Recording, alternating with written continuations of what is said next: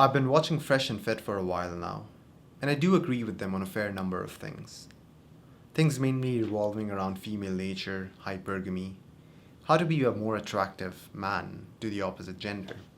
There's certainly a grain of truth to what they preach. However, there's one thing that I strongly disagree with them on. On a number of occasions, they have described the accolades of a high value man, and one of these accolades are slept with at least 50 women. Let me get this straight. A woman with a high body count and no sexual temperance. The very woman that we despise as men and that we wouldn't consider as a long term partner.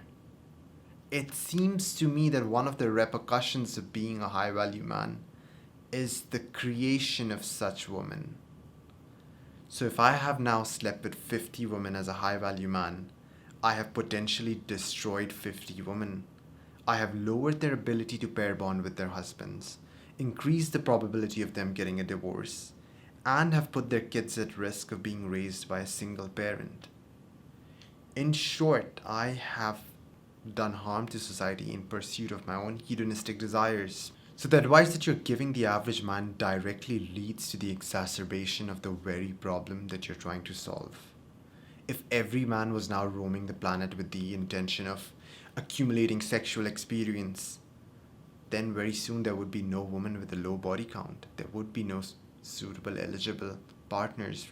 Or even if they did exist, they would be in such small quantities and in such high demand that once again they would only gravitate towards the top percentage of men.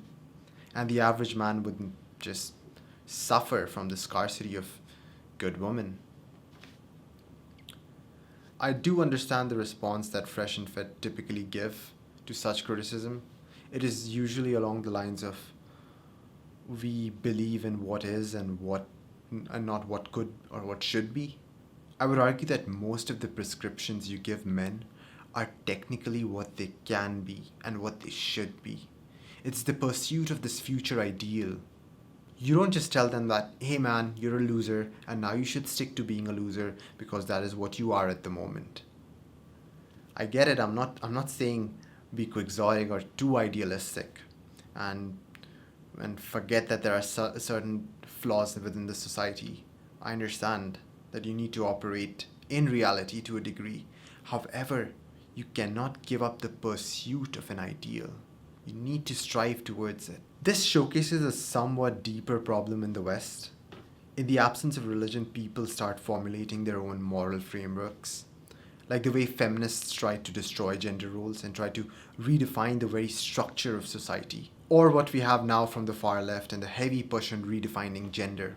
I truly believe that the crisis of the West cannot be solved by making up new rules, even if these rules stem from the Red Pill community, but rather sticking to what has worked for centuries.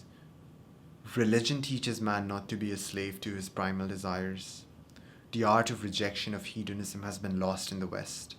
And if every man were to be this individualist and focus solely on maximizing his pleasure at the expense of destroying the society he lives in, then it's only a matter of time before that society collapses.